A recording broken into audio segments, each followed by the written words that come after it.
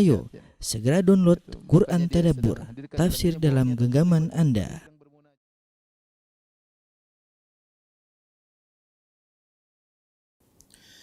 Bismillahirrahmanirrahim. Assalamualaikum warahmatullahi wabarakatuh. Alhamdulillahi ala ihsanih wa syukru lahu ala taufiqihi wa amtinani wa asyhadu an la ilaha illallah wahdahu la syarika lahu ta'ziman li sya'nih wa asyhadu anna Muhammadan abduhu wa rasuluhu da'ila ridwani. Allahumma salli alaihi wa ala alihi wa ashabihi wa ikhwani. Para ikhwan, para kawan-kawan yang ada di Oman, di Abu Dhabi dan yang lainnya. Insyaallah kita masuk pada pembahasan al-iman bir rusul yang keempat tentang nabi-nabi palsu. Kita tahu di antara kewajiban kita beriman kepada Nabi Muhammad SAW adalah meyakini bahwasanya Rasulullah SAW adalah nabi yang terakhir. Barang siapa meyakini ada nabi setelah Nabi Muhammad SAW, maka tentu dia telah keluar dari Islam. Sebagaimana yang kita dapati ada firqah yang terkenal yang disebut firqah Al-Qadianiyah atau Lahuriyah yang kembali kepada muasisnya, pendirinya, yaitu Mirza Ghulam Ahmad, ya, yang sampai sekarang masih eksis dan berada di seluruh penjuru dunia. Yang mereka meyakini bahwasanya setelah Rasulullah SAW masih ada nabi baru namanya Mirza Ghulam Ahmad. Tentunya adalah kekufuran. Sebelum Mirza sudah ada muncul nabi-nabi. Ya, bahkan sejak zaman Nabi SAW sudah muncul orang-orang ngaku sebagai nabi, dan terus berjalan sampai detik ini masih bermunculan orang-orang yang ngaku sebagai nabi, ya. Taib, sebelum kita menceritakan tentang nabi-nabi palsu, kita bahas dulu tentang dalil bahwasanya Nabi Muhammad SAW adalah nabi yang terakhir, ya.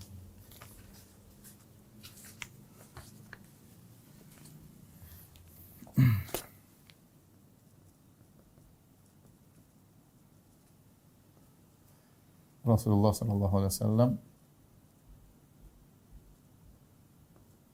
adalah nabi terakhir.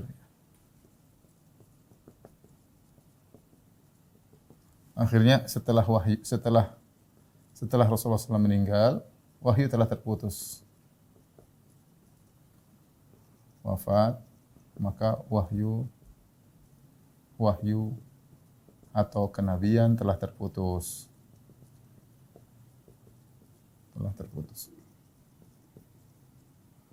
Baik, apa aja dalilnya? Dalilnya mungkin kita bisa bagi dua, dalil Al-Qur'an. Kemudian dalil dari hadis Nabi sallallahu alaihi wasallam.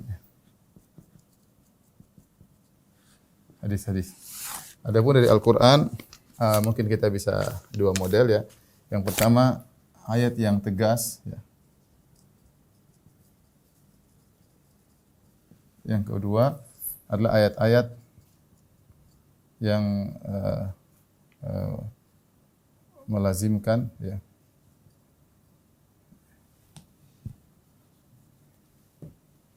yang menunjukkan, ya, dengan kelaziman. Adapun yang pertama, ayat yang tegas seperti makana Muhammadun aba ahadin min rijalikum walakin Rasulullah wa khataman nabiyyin. Tidaklah Muhammad adalah ayah dari salah seorang dari kalian, akan tapi Muhammad adalah Rasulullah wa khataman nabiyyin. Jelas. Rasulullah adalah penutup sallallahu alaihi wasallam, adalah penutup para nabi. Ini jelas sekali. Adapun ayat-ayat yang menunjukkan dengan kelaziman bahwasanya nabi adalah nabi yang terakhir, juga ada beberapa ayat seperti firman Allah Subhanahu wa taala, ya, tentang selain agama Islam tidak diterima Allah.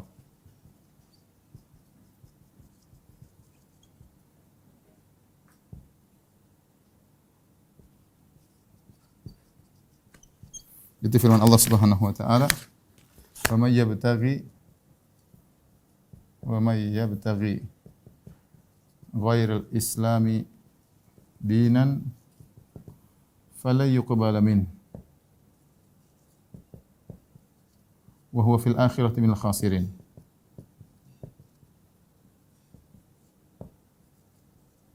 Kata Allah Subhanahu wa taala, barang siapa yang mencari selain Islam, barang siapa mencari agama selain Islam, ya, agama Islam ya agamanya Nabi Muhammad SAW.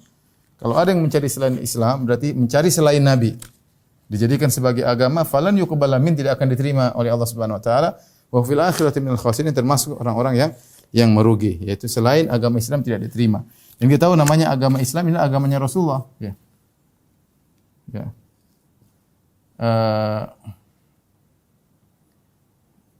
Kalau ada nabi selain Muhammad sallallahu alaihi wasallam, berarti ajarannya selain Islam. Ajarannya bukan ajaran Islam. Dan tidak akan diterima. Diterima oleh Allah Subhanahu wa taala. Ini tidak tegas tetapi kelaziman, ya. Isyarat yang sangat kuat bahwasanya kalau orang mencari agama selain Islam tidak diterima oleh Allah, berarti Nabi Muhammad SAW nabi yang terakhir, ya. Contoh lagi, agama telah sempurna. Agama telah sempurna. Yang melazimkan tidak perlu ada pembaharuan. Ada ajaran baru untuk untuk merubah atau menyempurnakan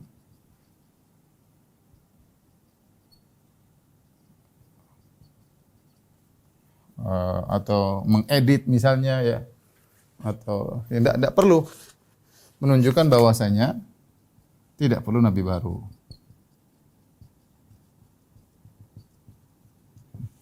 Tidak perlu diotak-atik. Allah Subhanahu wa taala berfirman, "Al-yauma akmaltu lakum dinakum wa atmamtu alaikum ni'mati wa raditu lakumul Islam madina." Jelas, ya. Hari ini aku sempurnakan bagi kalian agama kalian. Sudah sempurna.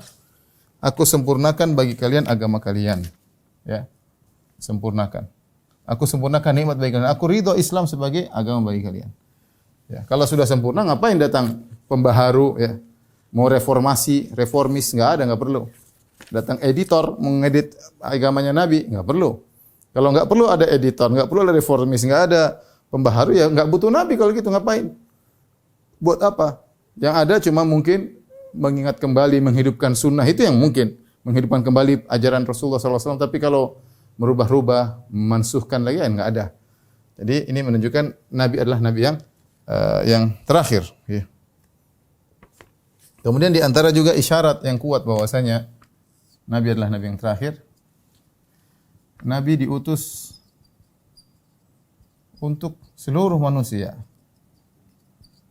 Ya. Manusia dan jin.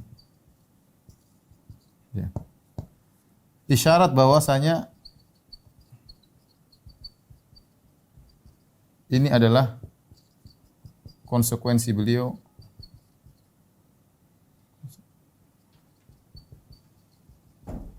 sebagai nabi terakhir.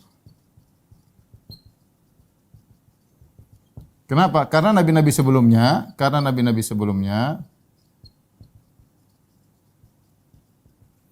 hanya diutus kepada kaumnya. Jelas kalau nabi-nabi sebelumnya diutus kepada kaumnya berarti perlu nabi baru untuk kaum yang lain. Logikanya sederhana. Kalau nabi-nabi sebelumnya diutus kepada kaumnya masing-masing, berarti butuh nabi lain untuk ke kaum yang lain. Tatkala nabi diutus untuk seluruh umat manusia, maka menunjukkan dia nabi terakhir, tidak butuh nabi yang lain, ya. Qul ya ayuhan nas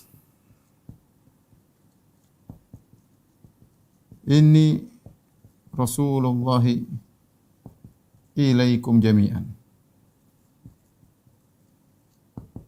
Katakanlah wahai Muhammad, wahai manusia sekalian, aku adalah utusan kepada kalian jami'an seluruhnya. Aku kepada kalian seluruhnya ya. Kemudian juga wa ma arsalnaka illa rahmatan lil alamin. Wa ma arsalnaka illa rahmatan lil alamin. Lil alamin semua berarti alamin mencakup seluruh makhluk. Al alamin ya. Mencakup seluruh makhluk. Demikian juga dalam surat Al-Furqan. Di awal surat Al-Furqan, tabarakalladzi nazzala al-furqan. Al-Furqan ala 'abdihi liyakuna lil 'alamina nadhira. Maha suci Allah yang telah menurunkan Al-Qur'an kepada hambanya itu kepada Rasulullah SAW liyakuna lil 'alamina sebagai pemberi peringatan kepada seluruh alam semesta. Jadi ini dalil Al-Qur'an menunjukkan bahwasanya Rasulullah SAW nabi yang terakhir. Ini ya jelas ijma' ulama ya. Adapun dalil tentang hadis ya, maka sangat banyak ya. Mungkin kita bisa bagi dua juga. Yang pertama, hadis-hadis yang menunjukkan tidak ada nabi setelah Rasulullah. Yang kedua, ya, hadis-hadis yang memperingatkan akan munculnya nabi-nabi palsu. Ini dua model hadis ya. Saya bacakan hadis-hadisnya ya, tentang yang menunjukkan ada nabi, tidak ada nabi setelah Rasulullah sallallahu alaihi wasallam. Di antaranya ya, Rasulullah SAW bersabda dalam Sahih Bukhari, Sahih Muslim dari Abu Hazim, dari Abu Hurairah, dari Nabi SAW.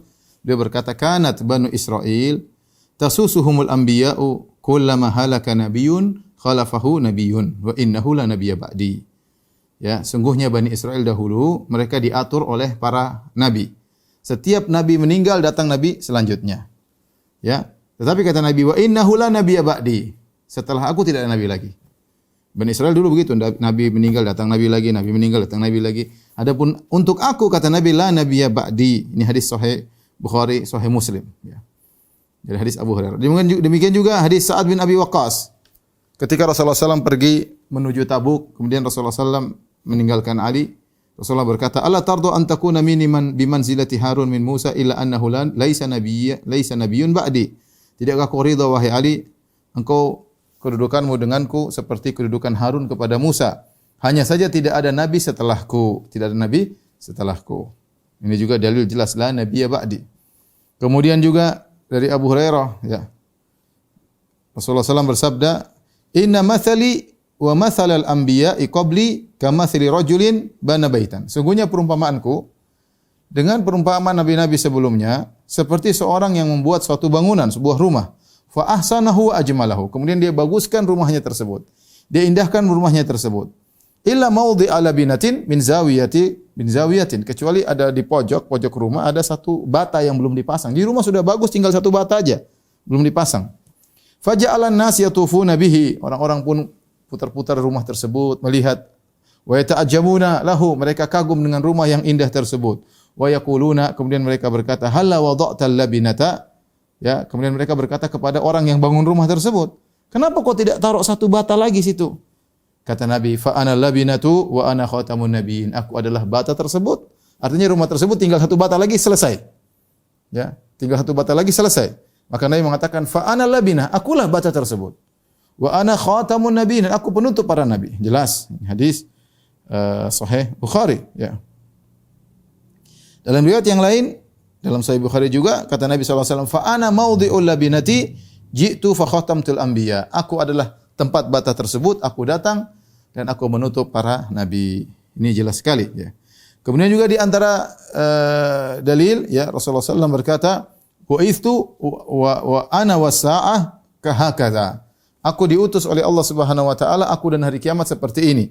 Wa asyara bisabbabah wal wusta. Nabi isyaratkan seperti ini. Artinya di antara tafsiran aku diutus dengan hari kiamat seperti ini. Artinya jarak antara nabi dengan hari kiamat dekat, yang menunjukkan dia nabi terakhir. Yang kedua, tidak ada nabi di antara sela-sela ini, tidak ada sela-sela.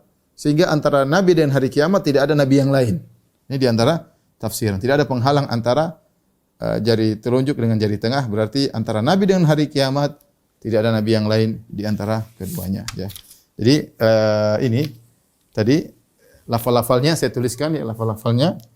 Rasulullah SAW berkata, la nabiyya ba'di. Di antaranya, laisa nabiyun ba'di. Nabi juga berkata, ya, wa ana al-labinah. Akulah bata tadi, ya. Wa ana khatamun nabiyyin wa khatamun nabiyyin. Jelas, ya. Kemudian tadi juga kata Nabi sallallahu alaihi wasallam, bu'istu ana was-sa'ah, ya, hakadha, wa asyara bi usbu'ihi wa sabbaba, ya. Taib. Adapun model hadis kedua adalah Nabi memperingatkan akan muncul nabi-nabi baru. Saya akan bacakan hadis-hadisnya. Bagaimana Nabi memperingatkan akan munculnya nabi-nabi baru yang mereka semua adalah pendusta, ya. Di antaranya Rasulullah SAW bersabda dari hadis Jabir bin Samurah, hadis riwayat Muslim, kata Nabi SAW, inna baina yaday sa'ah kadzabin. Di antara di depan hari kiamat, sebelum hari kiamat muncul para pendusta, maksudnya para pengaku nabi. Kemudian juga dari Abu Hurairah Rasulullah SAW bersabda, wala taqumus sa'ah hatta yub'atsu dajjalun kadzabun qariban min 30. Ya, kulluhum yaz'umu annahu Rasulullah. Tidaklah tegak hari kiamat sampai diutus atau muncul 30 para pendusta, ya, para dajjal, ya, hampir 30 orang. Semuanya mengaku dia adalah utusan Allah. Semuanya mengaku dia utusan Allah. Ya, Rasulullah SAW menjelaskan ini juga dalam Sahih Bukhari, akan ada sekitar 30 orang kata Nabi yang muncul sebelum hari kiamat, semuanya mengaku sebagai utusan Allah. Kemudian juga dari hadis Thauban, innahu sayakunu fi ummati 30 kadzabuna kulluhum yaz'umu annahu nabi wa ana khatamun nabiyyin la nabiyya ba'di. Kata Nabi, akan ada pada umatku 30 pendusta, semuanya mengaku dia adalah seorang nabi dan aku penutup para nabi, tidak ada nabi setelahku. Kemudian juga dalam hadis dari Abu Bakar radhiyallahu taala anhu, ketika orang-orang banyak berbicara tentang Musailimah al-Kadzdzab. Musailimah ini adalah seorang nabi palsu yang muncul di zaman Nabi sallallahu alaihi wasallam. Orang-orang ini siapa ini? Orang jadi buah bibir di kalangan para sahabat. Maka Rasulullah SAW berdiri di atas mimbar. Rasulullah SAW berkhutbah. Rasulullah SAW berkata, amma ba'du fa fi sya'ni hadzal rajul alladhi aktsartum fihi wa annahu kadzdzab. Adapun urusan lelaki ini yang kalian banyak bicara tentangnya, sungguhnya dia pendusta. Min 30 kadzaban, dia salah satu dari 30 pendusta, yakhrujuna baina yaday sa'ah, yang keluar sebelum hari kiamat. Salah satunya ini Musailimah al-Kadzdzab. Kemudian hadis Abi Sa'id al-Khudri radhiyallahu ta'ala anhu, Rasulullah SAW bersabda, la taqumu sa'ah hatta yakhruja 30 kadzaban dajjalan kulluhum yakdzibu 'ala Allah azza wa jalla wa rasulih. Tidak tegak hari kiamat sampai muncul 30 pendusta, dajjal seluruhnya, semuanya mengaku mereka berdusta atas nama Allah dan di atas nama Rasulnya, ya. Taib. Ini hadis banyak sekali dari Samurah, Jabir bin Samurah, dari Abu Hurairah, dari Thauban, dari Abu Bakar, dari Abu Sa'id al-Khudri, dari 5 sahabat, semuanya mengatakan akan muncul 30 pendusta. Dalam sebagian riwayat Rasulullah SAW berkata, fi ummati kadzdzabuna dajjalun sab'atun wa ishrun minhum arba'un niswah. Kata Nabi, di umatku ada 30 pendusta, ada 27 pendusta. Ada 27 pendusta, di antaranya 4 wanita. Wa inni khatamun nabiyyin la nabiyya ba'di. Sungguhnya aku adalah penutup para nabi dan tidak ada nabi setelahku. Jadi ini memberi faedah kepada kita bahwasanya ternyata yang ngaku sebagai nabi bukan cuma laki-laki. Di antara 27 orang tersebut ada 4 wanita ngaku sebagai nabi. Kita jelaskan, antaranya Sijah atau Sujah. bintul Harith, dia ngaku sebagai nabi ya. Inilah dalil-dalil yang menunjukkan bahwasanya akan muncul orang-orang ngaku sebagai nabi. Terus di sini ya. Kata Nabi sallallahu alaihi wasallam ya, akan datang dari umatku salasuna kadzabun. Dajjalun ya. 30 sekitar 30 pendusta. Dajjal itu artinya pendusta ya. Di antaranya kata Nabi sallallahu alaihi wasallam minhum arba'u niswah, 4 wanita mengaku sebagai nabi perempuan sebagai nabi ya. Inilah dalil-dalil yang menunjukkan bahwasanya Nabi Muhammad SAW nabi yang terakhir, tidak lagi nabi setelah Rasulullah sallallahu alaihi wasallam. Taib, habis ini kita akan bacakan sedikit cerita mereka tentang nabi-nabi palsu tersebut ya. Tunggu, saya tambahkan lagi, dan dalil bahwasanya nabi tidak ada nabi setelah Nabi sallallahu alaihi wasallam, ijma ulama ya. Ijma ulama ya. Bahwasanya para ijma ulama, para sahabat dan nabi bahwasanya tidak ada nabi kecuali Nabi Muhammad sallallahu alaihi wasallam. Oleh karena ketika muncul nabi-nabi baru diperangi oleh para sahabat. Ketika muncul Musailimah, maka Abu Bakar dan para sahabat perang karena mereka tahu itu kafir, pendusta. Karena tidak ada lagi nabi selain nabi. Ada Al-Aswad Al-Anasi muncul di Yaman, diperangi. Para sahabat perangi, menunjukkan mereka sepakat tidak ada nabi baru. Kalau nabi baru ngaku nabi harus diperangi. Karena dia kafir, dia merusak agama, maka diperangi. Taib. Tolong dihapus.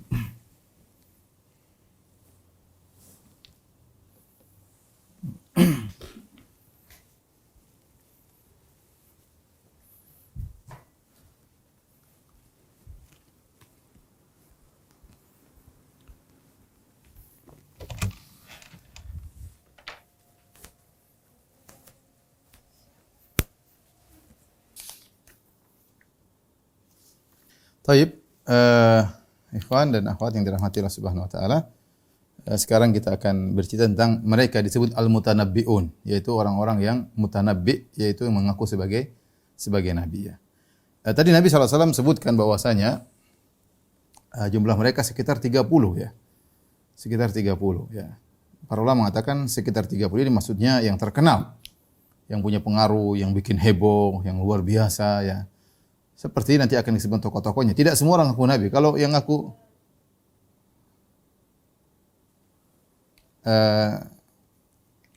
saya ulangi bahwasanya ikhwan dan akhwat yang dirahmati Allah Subhanahu wa taala, tadi Nabi sallallahu alaihi wasallam sebutkan 30 orang yang ngaku sebagai nabi ya. Sekitar 30, 27, ada perempuannya 4 ya, sekitar itu 30. Tapi maksud para ulama yang dimaksud dengan 30 atau sekitar 30, saya kunu fi min ummati, saya khruju min ummati salasuna kadzabun, akan ada dari umatku 30 pendusta. Kulluhum yaz'umu annahu nabi, semuanya ngaku sebagai nabi, wa ana khatamun nabiin, aku penutup para nabi, wala nabiyya ba'di, tidak nabi setelahku. 30 ini adalah orang-orang hebat-hebat yang punya pengaruh luar biasa. Yang mungkin punya pasukan, punya pengaruh, punya pengikut yang luar biasa. Bukan semua yang ngaku sebagai nabi. Kalau yang ngaku sebagai nabi tok banyak sekali ya. Banyak sekali. Saya juga pernah ketemu orang ngaku sebagai nabi ya. Jadi banyak. Apalagi di tanah air kita banyak orang ngaku sebagai nabi. Terakhir ketemu ada nabi di Karawang ya. Kemudian Ahmad Musaddiq, kemudian akhir-akhir ini ada nabi dari Sulawesi ya. Yang diwawancara kayak orang-orang bingung ya. Kemudian tidak salat dan yang lainnya. Kalau nabi-nabi begitu banyak banget ya. Nabi-nabi begitu banyak banget ya. Ngaku Lia Amiduddin yang ngaku sebagai Nabi Isa atau sebagai apa saya lupa. Saya juga pernah lihat ada orang rambutnya gondrong. Zaman dulu masuk di televisi, dia ngaku sebagai nabi ya. Ketika ditanya siapa kamu, kata dia saya Isa bin Maryam.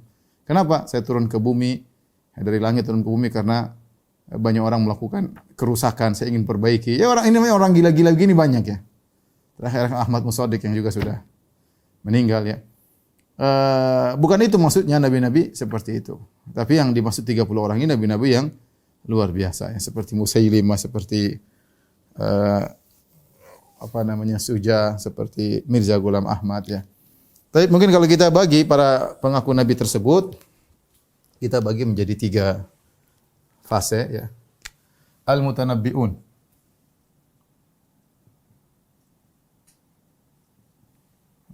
Nabi-nabi palsu. Kita bisa bagi 3. Yang pertama, yang muncul di zaman Nabi sallallahu alaihi wasallam.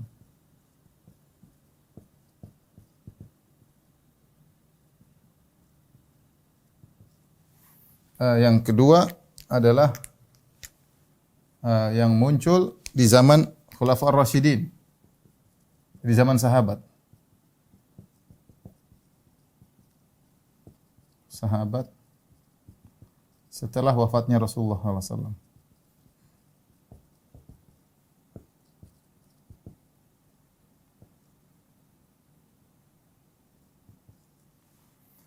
Kemudian yang ketiga, ya, yang muncul setelah zaman mereka, yang muncul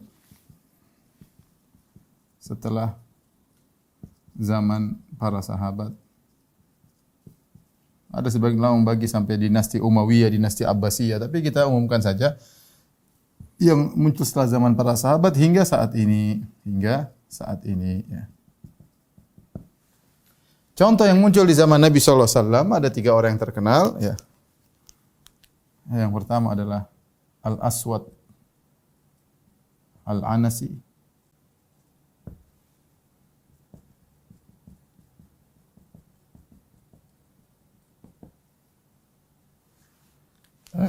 Kemudian yang kedua adalah Musailimah bin Habib Al-Kadzdzab. Al-Hanafi Al-Kadzdzab, yaitu Musailimah Al-Kadzdzab. Kemudian yang ketiga Tulaihah bin Khuwailid Al-Asadi. Tulaihah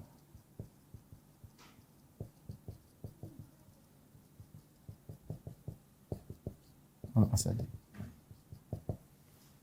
Ini 3 orang yang muncul di zaman Nabi sallallahu alaihi wasallam, ya. Kemudian adapun di zaman para sahabat, ya, di antaranya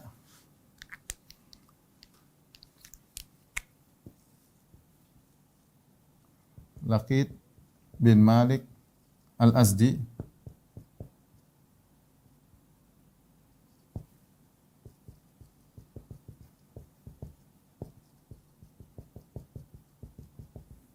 yang dikenal dengan Zutaj.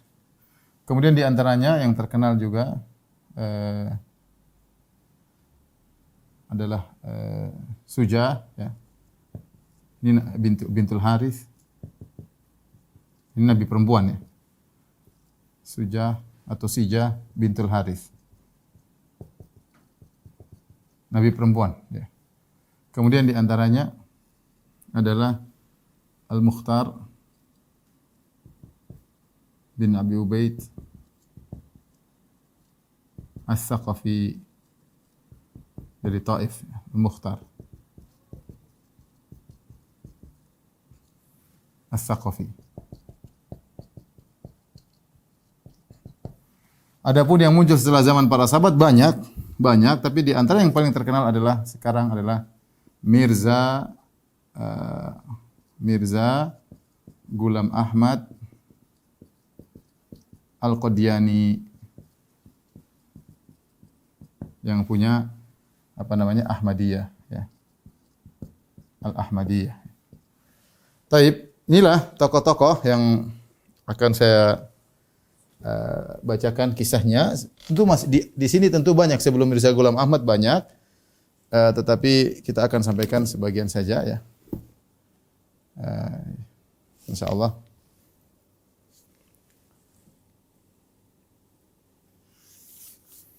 Baik, sekarang kita cerita terlebih dahulu adalah nabi yang muncul, nabi-nabi palsu yang muncul di zaman Rasulullah sallallahu alaihi wasallam. Yang pertama dia sebut adalah Al-Aswad Al-Anasi. Al-Aswad Al-Anasi disebut dia diberi namanya sebenarnya Abhalah bin Ka'ab. Tetapi dia diberi gelar dengan Al-Aswad karena orangnya hitam, ya, orangnya hitam. Dan dia muncul mengaku sebagai nabi pada tahun 11 Hijriyah, ya. Dia ngaku sebagai nabi, kemudian dia pun pergi ke negeri Yaman, ya. Kemudian dia memiliki kekuatan yang hebat di sana, ya. Bahkan dia pun membunuh dia pergi ke Son'a dan dia membunuh Amir Son'a yang adalah seorang muslim yang bernama Syahr bin Badhan.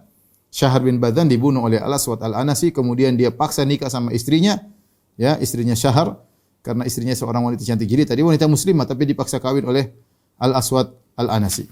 Al-Aswad Al-Anasi disebutkan dia punya keajaiban itu sihir, dia punya ilmu sihir sehingga banyak orang percaya kepada dia. Di antaranya ketika ada himar, ya, himar jatuh, ya, di depan dia, maka dia bilang ini himar sedang sujud kepada saya. Dan himar tersebut tidak akan bangkit dari sujudnya padahal jatuh, ya, tidak akan bangkit dari sujudnya kecuali saya ngomong. Setelah dia ngomong baru himarnya bangkit. Orang semakin percaya, ya. Ada yang mengatakan dia latih dulu, latih himar tersebut, ya, dongki tersebut, keledai tersebut dilatih supaya bisa sujud atau rukuk kepada dia di hadapan manusia sehingga orang semakin percaya kepada dia. Dia ngaku sebagai nabi, ya, ya, kemudian membunuh Amir Son'a, ya. Akhirnya Rasulullah sallallahu alaihi wasallam menyuruh para sahabat untuk membunuhnya. Para sahabat dikirim ke Son'a untuk membunuhnya, maka diutuslah 4 orang sahabat, ya. Itu Qais bin Ya'guth dan Khairus dan Dadzawih, ya. Intinya akhirnya dia dibunuh oleh seorang yang bernama Fairuz Ad-Dailami. Fairuz Ad-Dailami akhirnya masuk ke dalam rumahnya, kemudian dia bunuh Al-Aswad Al-Anasi tersebut, ya. Maka ketika wafat atau tewas Al-Aswad Al-Anasi, maka Nabi SAW mengabarkan dan Nabi SAW di Madinah, Nabi SAW menyampaikan, telah sampai kepada kabar bagaimana Fairuz telah membunuh Al-Aswad Al-Anasi, maka Nabi berkata, faza Fairuz, telah beruntung atau telah menang Fairuz. Dan Fairuz Al-Anasi ini, Ad-Dailami ini akhirnya nanti wafat di sekitar di zaman Muawiyah, ya, itu lebih dari 50 Hijriyah, ya. Setelah mereka membunuh, karena dia punya pengawal yang banyak, tapi mereka berhasil diam-diam masuk ke rumah kemudian bunuh Al-Aswad Al-Anasi ini. Setelah itu dipenggalah oleh kepalanya, ya. Kemudian mereka bingung gimana caranya kita umumkan kepada masyarakat, ya. Pengikutnya banyak. Akhirnya ketika waktu yang tepat, akhirnya mereka pun melemparkan di hadapan pengikutnya kepalanya Al-Aswad Al-Anasi. Kemudian ada yang berteriak, mereka pun berteriak, asyhadu anna Muhammadar Rasulullah wa anna Abhalah kadzdzab. Ya, aku bersaksi bahwasanya Muhammad adalah utusan Allah. Adapun Abhalah ini adalah seorang pendusta. Akhirnya para pengikutnya kocar-kacir, kemudian mereka kabur meninggalkan Son'a. Ya, inilah nabi pertama yang akhirnya tewas, yaitu Al-Aswad Al-Anasi, yang dia tewas di zaman Nabi sallallahu alaihi wasallam. Kemudian, tapi intinya Al-Aswad Al-Anasi punya keahlian, ya, punya kelebihan, mungkin punya semacam trik atau sihir yang membuat orang percaya kepada dia. Dan kedua orang ini, yang kedua muncul namanya Musailimah Al-Kadzdzab, ya, Musailimah Al-Kadzdzab. Ini juga muncul di zaman Nabi sallallahu alaihi wasallam, ya. Dan kedua orang ini telah diisyaratkan oleh Nabi sallallahu alaihi wasallam. Jadi Musailimah dia dari Bani Hanifah. Dari Bani Hanifah datang bertemu dengan Nabi sallallahu alaihi wasallam ketika Amul Wufud di sekitar tahun 9 Hijriah. Dia datang kemudian dia seakan-akan masuk Islam, ya, dengan teman-temannya, dengan kaumnya, datang kepada Nabi sallallahu alaihi wasallam, ya. Kemudian dia minta kepada Nabi sallallahu alaihi wasallam agar diberikan juga kenabian, atau dia mengatakan kalau Rasulullah meninggal, serahkan urusan kepadaku, ya. Serahkan urusan kepadaku. Apa jawaban Nabi sallallahu alaihi wasallam, ya? Jadi dia bilang kepada Nabi sallallahu alaihi wasallam, "In ja'ala li Muhammadun al-amr min ba'dihi ittaba'tuhu." Kalau Muhammad Setelah dia meninggal, dia serahkan kenabiannya kepadaku, aku akan jadi pengikutnya. Ya. Dan pengikut saya banyak, dari Bani Hanifah banyak ya. Dan dia orang pembesar di situ, di Bani Hanifah, di kaum Bani Hanifah. Ketika itu Nabi SAW bersama Thabit bin Qais bin Syammas. Dan Nabi SAW sedang memegang jaridah, pelepah korma. Akhirnya Thabit bin Qais menyampaikan kepada Nabi, ya Rasulullah, ini Musailimah al-Kadzdzab mengatakan kalau kau sudah meninggal, tolong kenabian diestafetkan kepada dia.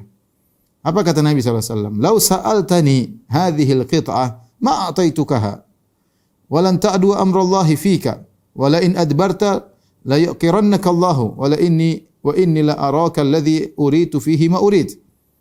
Kata Nabi SAW, kalau kau minta, sampaikan kepada dia, kalau kau minta, jangankan kenabian, kau minta pelepah korma ini aku tidak akan kasih. Jangan usah kenabian. Kau minta pelepah korma aku enggak akan kasih. Dan kau tidak akan bisa melampaui perkaramu di hadapan Allah Subhanahu wa taala. Kalau kau balik maka Allah akan membinasakan engkau. Wa inni la araka alladhi uritu fihi ma urid. Dan aku melihat engkau akan mengalami apa yang aku dimimpikan tentangmu. Kau akan mengalami apa yang aku dimimpikan tentangmu. Ya, akhirnya Sabit sampaikan kepada Musailimah al-Kadzdzab. Setelah itu Ibnu Abbas ketika mendengar Nabi berkata demikian, sungguh aku melihat engkau akan mengalami seperti apa yang aku mimpikan. Maka Ibnu Abbas bertanya, ya Rasulullah, apa maksud anda ketika berkata, Inilah araka alladhi uritu fihi ma ru'it, ya. Sungguhnya kau akan mengalami apa yang aku lihat dalam mimpiku. Ya, maka Rasulullah SAW menjelaskan, bainama ana naimun ra'aitu fi yadi siwaraini min dhahabin. Ketika aku sedang tidur, tiba-tiba aku lihat dalam mimpiku ada dua gelang dari emas, ya. Fa ahammani sya'nuhuma. Dua gelang ini membuat aku gelisah. Fa uhiya ilayya fil manami aninfuhuma. Maka aku diperintahkan dalam mimpiku, diwahyukan oleh Allah, tiuplah dua gelang tersebut. Fa nafakhtuhuma, aku pun meniup dua gelang tersebut, fatara, maka dua gelang tersebut pergi terbang. Fa awaltuhuma kadzdzabain, maka aku menafsirkan maksudnya dua gelang ini adalah dua pendusta. Yakhrujani ba'di, yang akan keluar setelahku. Ahaduhuma al-Anasi wal akhar Musailimah. Dua ini adalah Al-Anasi, yang Al-Aswad Al-Anasi sama Musailimah. Dan ternyata mimpi Nabi benar, ya. Dalam riwayat yang lain kata Rasulullah SAW, fa fi kaffi siwarani min dhahabin fakabura. Tiba-tiba dalam mimpiku aku melihat ada dua gelang di telapak tanganku dan kedua gelang tersebut membesar jadi besar. Fa huwa ilayya an unfuhuma, maka aku diwahyukan untuk meniup dua gelang tersebut. Fa nafakhtuhuma, aku pun tiup. Kemudian pergilah dua gelang tersebut, maka aku tafsirkan adalah dua pendusta. Ya. Yang pertama adalah sahibu Sana'a yang tinggal di Sana'a, yaitu Aswad Al-Anasi. Yang kedua adalah Musailimah Al-Kadzdzab. Jadi dua orang ini memang sudah ada di zaman Nabi dan Nabi sudah dimimpikan ya tentang kedua orang ini. Adapun Musailimah, ya. Musailimah ya namanya Musailimah bin Thumah bin Kabir bin Habib dari Bani Hanifah Al-Hanafi, ya. Dan dia mengaku sebagai nabi pada tahun 10 Hijriah. Jadi dia ketemu Nabi sekitar tahun 9 Hijriah yang disebut Amul Wufud, ketika Nabi menerima banyak tamu, datanglah dia bersama kaumnya. Situ dia diminta, ya Rasulullah, bilang sama Muhammad, kalau udah mati estafetkan kenabian kepadaku. Dan Nabi tidak mau, ya. Kemudian dia malakopi dirinya, menggelar dirinya dengan Rahmanul Yamamah. Rahmanul Yamamah.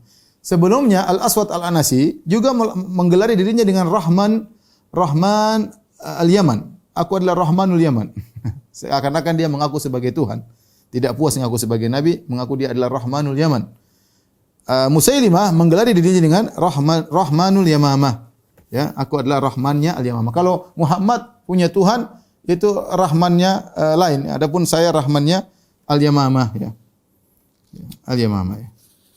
Taib. Kemudian Musailimah Al-Kadzdzab, ya, akhirnya Rasulullah SAW meninggal. Ya, kemudian dia semakin parah, kemudian dia semakin besar pengaruhnya. Saya punya pengikut puluhan ribu. Ada yang bilang 40 ribu, 50 ribu, banyak sekali yang Musailimah Al-Kadzdzab ini, ya. Kemudian akhirnya Abu Bakar radhiyallahu taala anhu mengirim pasukan untuk menyerang Musailimah Al-Kadzdzab sampai terjadi peperangan yang sangat hebat disebut dengan Ma'rakatul Yamamah. Ini sudah pernah saya ceritakan juga kisahnya dalam pengajian yang lain. Ya, yang di mana peperangan tersebut dipimpin oleh Khalid bin Walid radhiyallahu taala anhu, dan perang tersebut sangat luar biasa karena Musailimah Al-Kadzdzab ini orang yang sangat kuat bertempur dan dia punya pasukan yang sangat berani mati, bahkan mereka mau mati syahid karena membela nabi palsu ya. Sebagaimana para sahabat ingin mati syahid membela Islam, anak buahnya juga ingin mati syahid membela Musailimah al-Kadzdzab.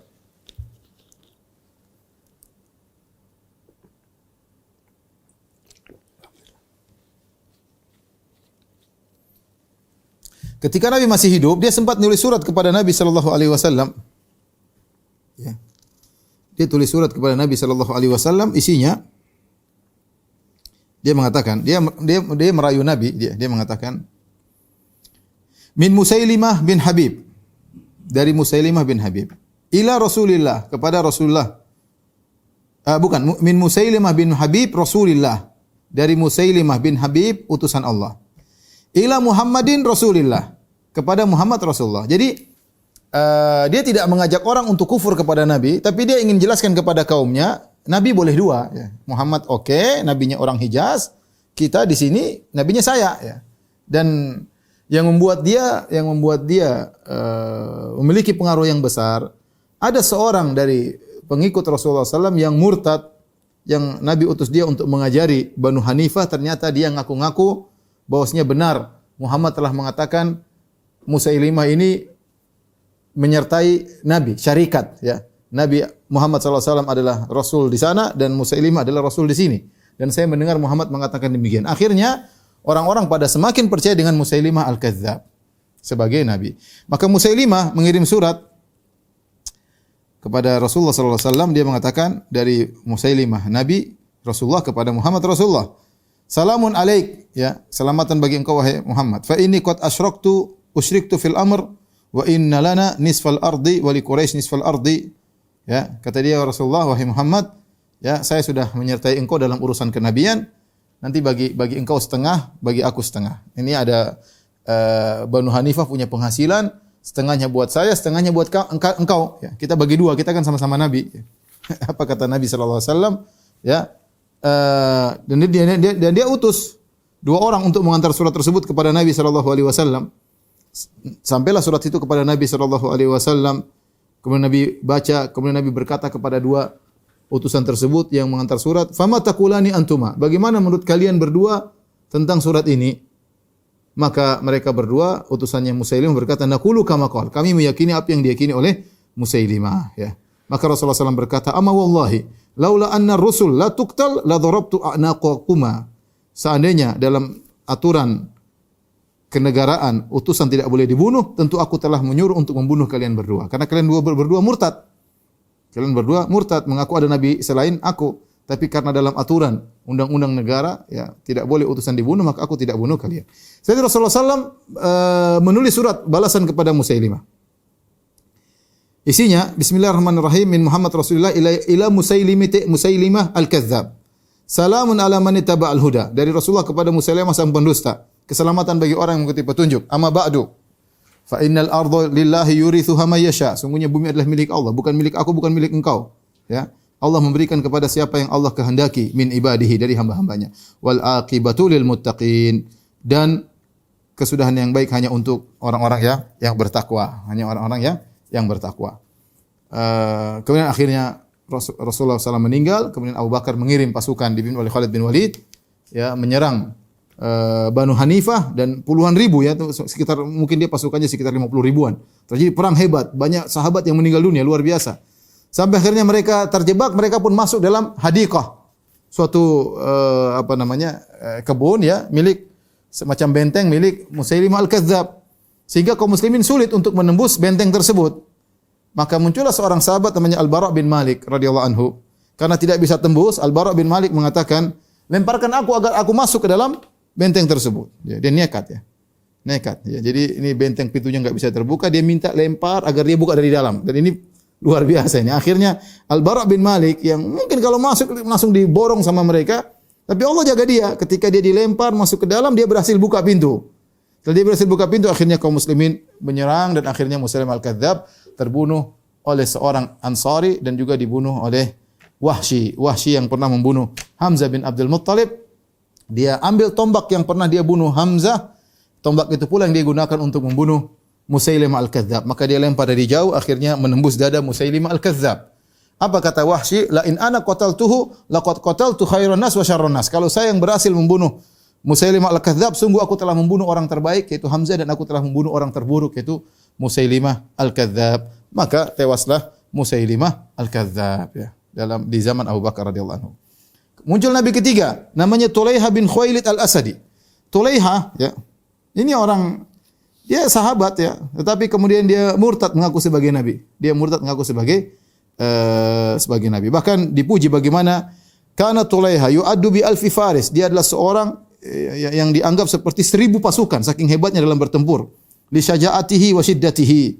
Saking hebatnya dia dalam bertempur, orang yang hebat dalam pertempuran. Tapi akhirnya dia berubah, akhirnya dia mempengaruhi kabilah Ghatafan, kabilah Asad, kabilah Tayy dan kabilah Usayyah. 4 kabilah dia bawa untuk menjadi anak buahnya. Akhirnya di zaman Abu Bakar mengirim pasukan untuk menyerang dia. Tulaiha ya, ini terjadi peperangan ya. Terjadi peperangan yang luar biasa ya. Dan di antaranya dia dibela oleh Husain ya Uyainah bin Husain bergabung sama Tulaiha. Ya, terjadi peperangan dengan hebat dan Tulaiha lagi nonton mereka berperang. Uyainah datang, "Wahai Tulaiha, hal ja'aka Jibril? Jibril datang belum? Kasih wahyu." Kata Tulaiha, "Belum." Ayo, perang lagi, balik, perang lagi. Setelah perang balik lagi. "Jibril udah datang belum?" Kata dia, "Belum, perang lagi." Ini sudah kondisi perang, Jibril belum datang. Akhirnya dia datang lagi 3 kali. "Jibril datang belum?" "Sudah." "Apa yang dia wahyukan kepadamu?" "Ada, dia kasih wahyu.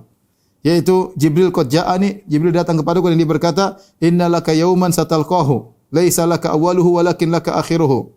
Sungguhnya kau akan bertemu dengan suatu hari yang awalnya bukan untukmu dan akhirnya adalah untukmu. Ini wahyu apa ini? Akhirnya kata Uyainah bin Husain, "Ayo Bani Fazzar, ayo kita pulang. Ini kadzdzab, pendusta, ini bukan nabi. Ya, pulang, kita pulang semua." Akhirnya mereka meninggalkan Tulaiha. Tulaiha ini ya sempat dia lari, dikejar oleh Ukasah bin Mihsan dan Thabit bin Thabit. Keduanya dibunuh karena dia jagoan. Ukasah yang sering kita sebut dalam hadis tentang 72 orang masuk surga tanpa azab dan tanpa hisab, di antaranya Ukasah yang Nabi berkata, "Sabaqaka biha Ukasah."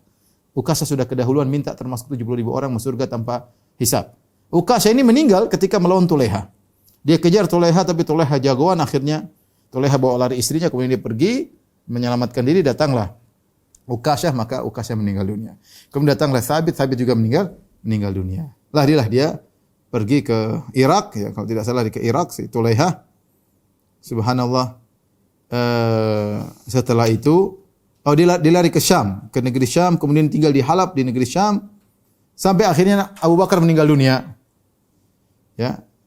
Abu Bakar meninggal dunia dan dia sudah masuk Islam, dia sudah sadar sebenarnya. Ini di antara nabi palsu yang sadar. Dia sudah sadar tapi dia malu ketemu Abu Bakar karena sudah terjadi peperangan di zaman dia. Dia malu ketemu Abu Bakar padahal dia sudah sadar. Sampai akhirnya Abu Bakar meninggal diganti dengan Umar bin Khattab radhiyallahu taala anhu, maka datanglah Tulaiha.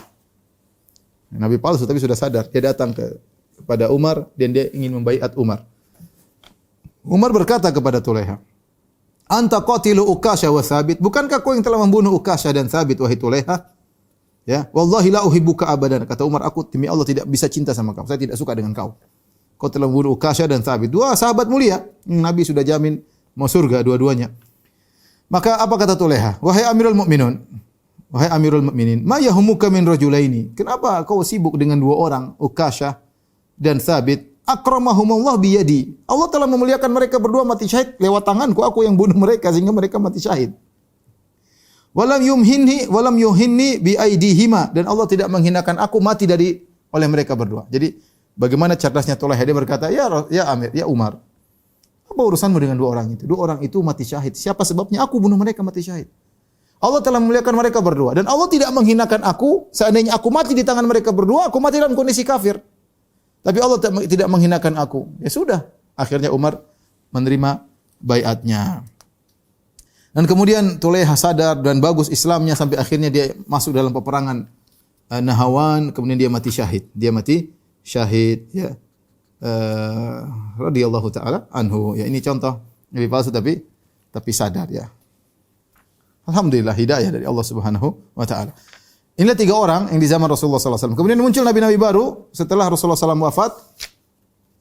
Di antaranya Laqit bin Malik al-Asdi. Laqit bin Malik al-Asdi ngaku sebagai nabi, kemudian diperangi oleh Abu Bakar radhiyallahu taala anhu, dikirim pasukan sampai terjadi perang luar biasa. Awalnya dia menang, saya cerita secara singkat saja. Kemudian datang pertolongan dari sebagian sahabat, akhirnya peperangan luar biasa, akhirnya dia tewas, 10.000 orang 10.000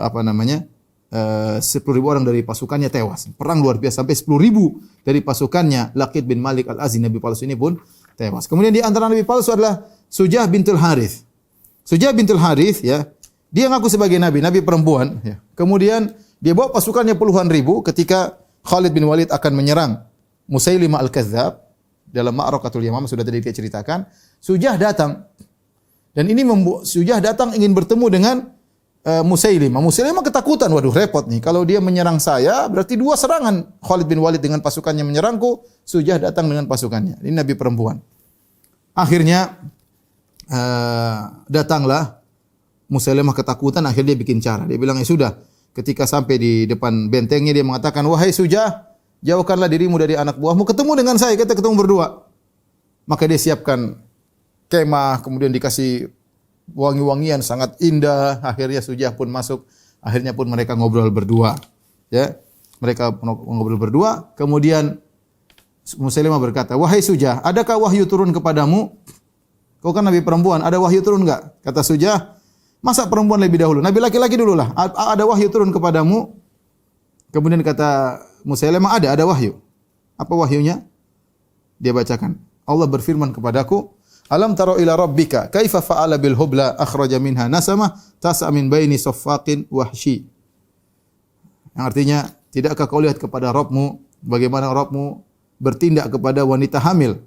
Sungguhnya wanita hamil mengeluarkan nyawa yang keluar di antara isi perut. Ini wahyunya Musailimah. Kemudian juga dia tanya lagi. Sujah berkata, terus wahyu yang lain apa lagi? Ada. Saya diberi wahyu lagi oleh Jibril. Wahyu berikutnya, annallaha khalaqan nisaa afwaja. Sungguhnya Allah menciptakan wanita dengan berlobang-lobang. Wa ja'ala berkelompok-kelompok, wa ja'ala rijala lahunna azwaja. Dan Allah menjadikan bagi mereka lelaki-lelaki, fanuliju fihinna qa'san ilaja, dan akhirnya kami para lelaki memasukkan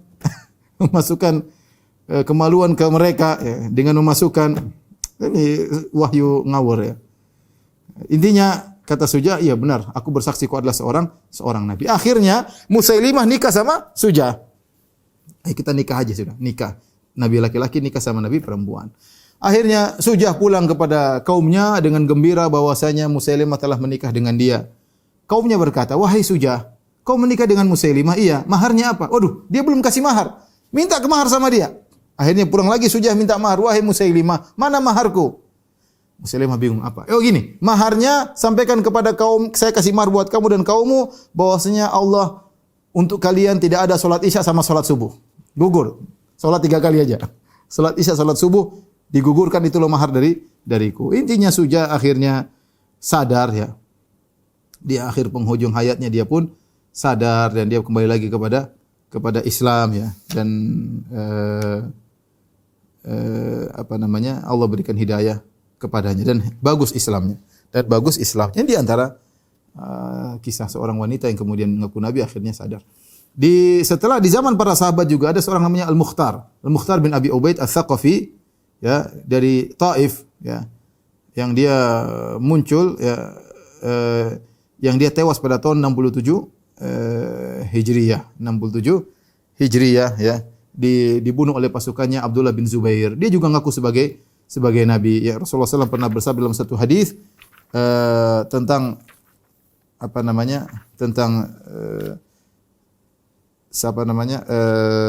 dua orang yang berbahaya dari Tsaqif, kata Nabi, yakhruju min Tsaqif kadzdzabun wa mubir. Akan muncul dari Tsaqif seorang pendusta dan seorang yang beringas. Adapun pendusta engkau, yaitu Mukhtar bin Abi Ubaid Ats-Tsaqafi. Adapun yang beringas adalah Hajjaj bin Yusuf Ats-Tsaqafi, dua orang tokoh dari Bani Tsaqif dari Taif ya. Dan akhirnya tewaslah Mukhtar bin Abi Ubaid Ats-Tsaqafi, dibunuh oleh pasukannya Ibnu Zubair.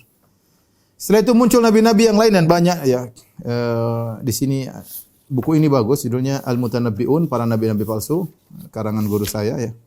Sudah meninggal rahimahullahu taala ya, disebutkan di antaranya yang ingin kita singgung adalah Gulam Ahmad Al-Qadiani. Ghulam Ahmad Al-Qadiani ya. Mirza Ghulam Ahmad yang dia secara ringkas dia adalah dahulunya dia muncul di zaman penjajahan Inggris di India atau di Pakistan ya, sekitar daerah tersebut ya, di India ya. Di zaman penjajahan Inggris Britania, kemudian dia awalnya berdakwah sebagaimana dai-dai yang lain. Setelah itu dia mulai meningkat, dia ngaku sebagai Imam Mahdi ya. Ngaku sebagai Imam Mahdi, setelah itu kemudian dia meningkat, dia ngaku sebagai nabi. Dia ngaku sebagai nabi ya. Dan dia memiliki akhlak yang sangat buruk ya. Suka mencaci maki, mencela sampai kata-kata yang sangat kotor ketika berhadapan dengan orang yang menyelisih dia. Sehingga terjadi perdebatan ya. Banyak ulama yang membantahnya ya. Banyak ulama yang membantahnya ya. Di antaranya Sanaullah Al-Ghaznawi kalau tidak salah. Sanaullah Al-Ghaznawi salah seorang ulama dari Ahlul Hadis ya, kemudian sampai terjadi mubahalah antara dia dengan Mirza Ghulam Ahmad ya.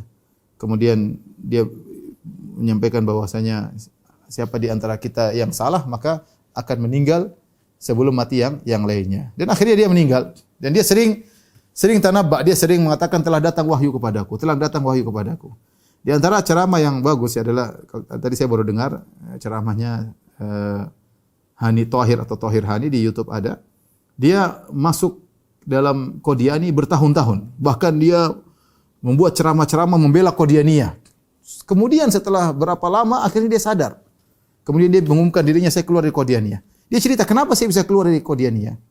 Jadi ketika saya masuk dalam aliran Qadianiyah, mereka sudah punya ajaran-ajaran dan saya percaya ajaran tersebut menarik tentang masalah nasikh mansukh, tentang masalah ini, tentang kebebasan. Yang itu membuat saya tertarik dengan ajaran tersebut. Akhirnya saya mengikuti ajaran Qadianiyah. Tetapi Mirza Ghulam Ahmad, dia punya buku-buku dalam bahasa India. Kemudian berjalan dengan tahun, buku-buku tersebut mulai diterjemahkan. Diterjemahkan sampai seluruh bukunya diterjemahkan. Setelah bukunya semua diterjemahkan, saya mulai belajar langsung dari sang nabi. Kalau tadi kan dari penerjemah, dari perantara, saya baca langsung buku-buku sang nabi. Dan saya mendapati ngaco ini nabi. Apa dia sering meramal yang salah ya. Dan sampai ini orang ya, Hani Thohir atau Thohir Hani ini dia sampai membuat ceramah khusus tentang bagaimana ramalan dari Mirza Ghulam Ahmad yang terjadi malah kebalikannya. Jadi sebutkan banyak bukti. Seperti dia mengatakan bahwasanya anakku keempat ini akan hidup dan akan menjadi pewarisku. Dialah yang ditunggu-tunggu jadi Mahdi dan macam-macam. Tahu-tahu anaknya meninggal. Mati. Dia bilang setelah ini akan hidup cucuku. Cucuku yang akan begini, ternyata cucunya juga meninggal. Terus dia bilang menjelang dia mati, Allah telah beri wahyu kepadaku, aku akan memanjangkan umurmu. Ternyata dia tewas. Kemudian sebelum dia tewas juga dia sempat mengadakan mubahalah dengan salah seorang ulama di sana. Dia mengatakan ingin mati dengan mati yang mengerikan dengan terkena penyakit kolera. Justru dia yang terkena penyakit kolera dan dia meninggal di dalam kamar mandi di toilet ya. Kemudian dia meninggal dalam kondisi menjijikkan. Jadi intinya ini qadarullah, ternyata pengikut Mirza Ghulam Ahmad sangat banyak sampai sekarang di mana-mana juga ada ya. Saya rasa sampai di sini aja dulu kajian kita. Sebenarnya masih banyak ya, tapi saya cukupkan sampai di sini. Ada kisah-kisah lucu tentang para nabi-nabi palsu tersebut ya. Tapi ya kita cukup sampai di sini saja ya.